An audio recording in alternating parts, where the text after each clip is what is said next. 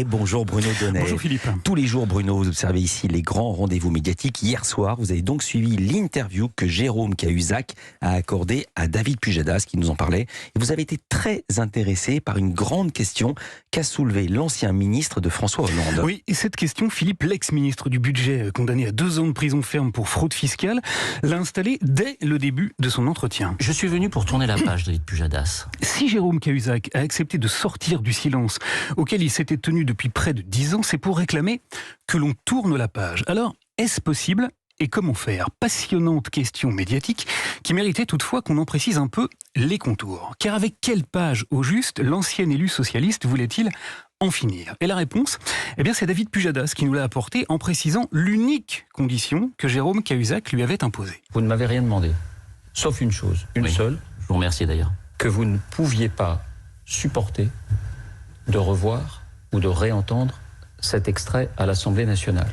Ce que Jérôme Cahuzac ne peut plus supporter, c'est donc une image de lui en train de mentir devant la représentation nationale en affirmant que non, ni maintenant ni avant, jamais, il n'a détenu de compte bancaire planqué en Suisse. Un peu plus ça.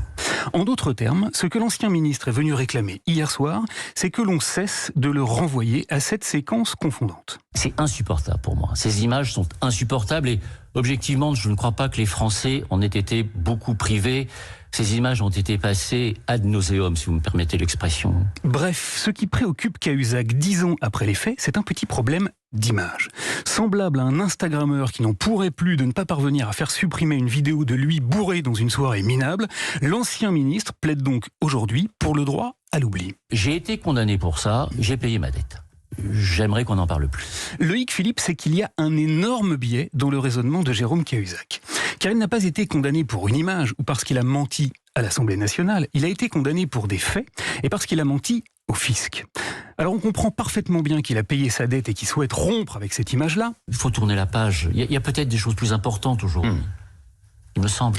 Seulement voilà, dès lors que l'on vient se montrer à la télé avec comme unique objectif de tourner la page, une page, il faut être capable d'en écrire une nouvelle. Or, hier soir, Jérôme Cahuzac n'a strictement rien montré de neuf. 10 ans après avoir été pris par Mediapart avec les boutons de manchette ministériels englués dans le pot de confiture fiscale, il continue d'affirmer que les méthodes et les révélations du journal étaient quand même très approximatives. Dans l'article qu'ils publient, ils évoquent une date d'ouverture d'un compte qui n'est pas la bonne.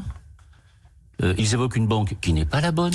La belle affaire. Mieux que ça, 10 ans après être devenu l'incarnation absolue de la politique telle que plus personne ne voudrait la voir, il s'est livré à des commentaires sur la piètre qualité de la campagne présidentielle et a même adressé quelques menus conseils à Anne Hidalgo et Valérie Pécresse. Le grand tort des 2 représentants, je parle de Madame Anne Hidalgo et de Madame Valérie Pécresse, le grand tort, me semble-t-il, de ces 2 candidatures, c'est qu'on ne sait pas trop ce qu'elles veulent.